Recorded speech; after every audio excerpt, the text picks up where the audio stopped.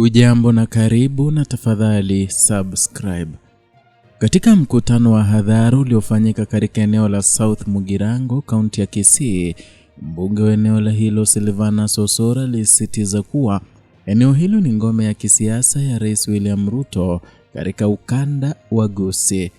Osoro alitoa kauli hii mbele ya naibu rais Profesa Kithure Kindiki na viongozi wengine wa serikali, akipinga vikali dhana kwamba aliyekuwa waziri wa usalama wa ndani Fred Matiang'i ndiye kiongozi mkuu wa kisiasa wa jamii ya Gusii.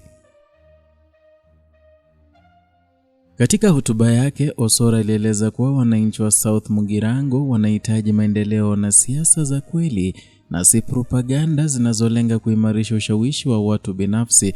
Alihimiza serikali ya Rais Ruto kuongeza juhudi za maendeleo katika eneo hilo, akisisitiza kuwa wananchi wake wanahitaji huduma bora na miundombinu iliyoimarishwa. Mkutano huu ulihudhuriwa na viongozi mbalimbali wa serikali akiwemo Faruk Kibet, mshauri wa karibu wa Rais Ruto, na wabunge kutoka kaunti za Kisii na Nyamira. Osoro, ambaye pia ni kiranja wa wengi katika bunge la kitaifa, amekuwa mstari wa mbele kupinga madai ya kuongezeka kwa umaarufu wa Matiang'i katika eneo la Gusii. Anasisitiza kuwa Rais Ruto ataendelea kupata uungwaji mkono mkubwa kutoka kwa jamii ya Gusii katika uchaguzi mkuu wa mwaka 2027, licha ya juhudi za wapinzani wake kuimarisha ushawishi huo.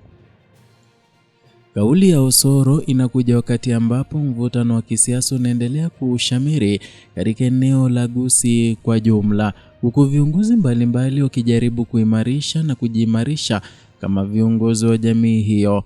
Matiang'i, ambaye hivi karibuni alitangaza nia ya kugombea urais mwaka 2027, ameonekana kupata uungwaji mkono kutoka kwa baadhi ya viongozi na wananchi wa eneo hilo, na ni jambo ambalo limezua mijadala kuhusu nani hasa anastahili kuwa kiongozi mkuu wa jamii ya Gusii. Na katika mkutano huo, Osoro alitumia fursa hiyo kuhimiza umoja na mshikamano miongoni mwa viongozi wa eneo hilo, akisisitiza kuwa maendeleo ya wananchi yanapaswa kuwa kipaumbele cha kwanza. Aliongeza kuwa siasa za kugawanya watu hazina nafasi katika jamii ya kisiasa na kwamba viongozi wanapaswa kushirikiana kwa ajili ya ustawi wa wananchi wao. Mkutano huo uliangaziwa moja kwa moja kupitia ukurasa rasmi wa Facebook wa naibu rais Kindiki, ambapo wananchi walipata fursa ya kufuatilia matukio yote ya mkutano huo. Na katika video hiyo, Osoro alionekana akisisitiza msimamo wake kuhusu nafasi ya Rais Ruto katika eneo la Gusii na kupinga vikali madai ya kuongezeka kwa ushawishi wa Matiang'i.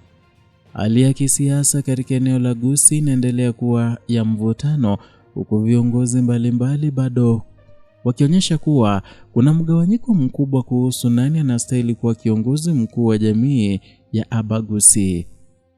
Na ni wazi kuwa vita vya kisiasa katika eneo hilo vitaendelea kushika kasi katika siku zijazo.